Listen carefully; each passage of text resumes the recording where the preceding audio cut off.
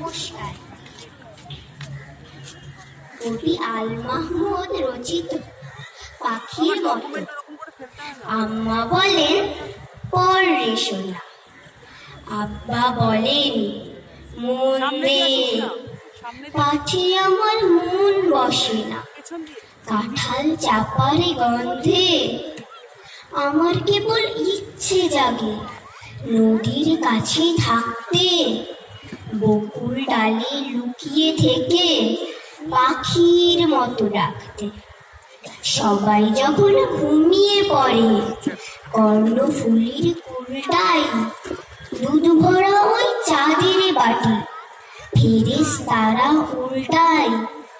তখন কেবল ভাবতে থাকি কেমন করে উড়বো, কেমন করে শহর ছেড়ে সবুজ গায়ে ঘুরবো।